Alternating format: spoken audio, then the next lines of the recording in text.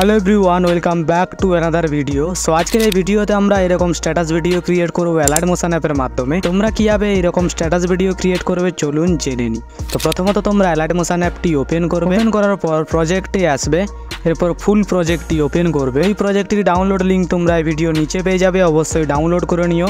আর সমস্ত ফটো বা video link তোমরা আমার টেলিগ্রাম চ্যানেলে পেয়ে যাবে, তাই টেলিগ্রাম চ্যানেলে জয়েন হয়ে ফটোগুলো ডাউনলোড করতে পারো।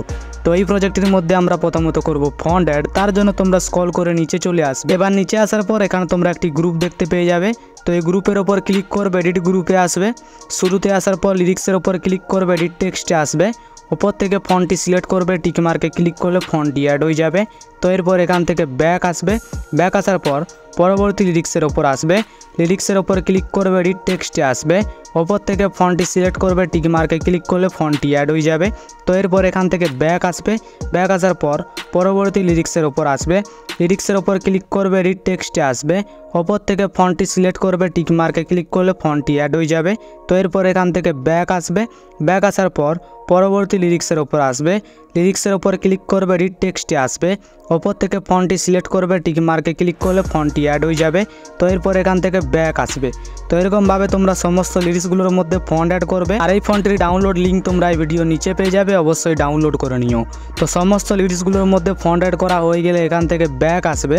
তো দ্বিতীয়ত আমরা ফটো অ্যাড করব, তার জন্য তোমরা চলে আসবে 11.25 সেকেন্ডে। এবার 11.25 সেকেন্ডে আসার পর ফটোর উপর ক্লিক করবে, কালার অ্যান্ড ফিলে আসবে, এই অপশানটাতে ক্লিক করবে। এরপর গ্যালারি থেকে যে কোনো একটি ফটো সিলেক্ট করবে, প্লাস আইকনে ক্লিক করলে ফটোটি অ্যাড হয়ে যাবে।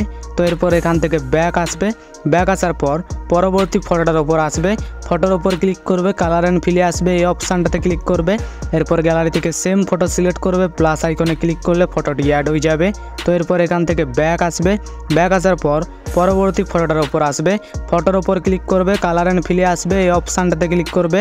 এরপর গ্যালারি থেকে যে কোনো একটি ফটো সিলেক্ট করবে, প্লাস আইকনে ক্লিক করলে ফটোটি অ্যাড হয়ে যাবে। তো এরপর এখান থেকে ব্যাক আসবে। ব্যাক আসার পর পরবর্তী ফটোটার ওপর আসবে। ফটোর ওপর ক্লিক করবে, কালার অ্যান্ড ফিলে আসবে, এই অপশানটাতে ক্লিক করবে। এরপর গ্যালারি থেকে সেম ফটো সিলেক্ট করবে, প্লাস আইকনে ক্লিক করলে ফটোটি অ্যাড হয়ে যাবে। তো এরপর এখান থেকে ব্যাক আসবে। তো এই প্রজেক্টের মধ্যে তোমরা এ ডবল বিটমার্ক থেকে শুরু করে এ ডবল বিটমার্ক পর্যন্ত একটা ফটো রাখবে। আবার এ ডবল বিটমার্ক থেকে শুরু করে এ ডবল বিটমার্ক পর্যন্ত একটা ফটো রাখবে।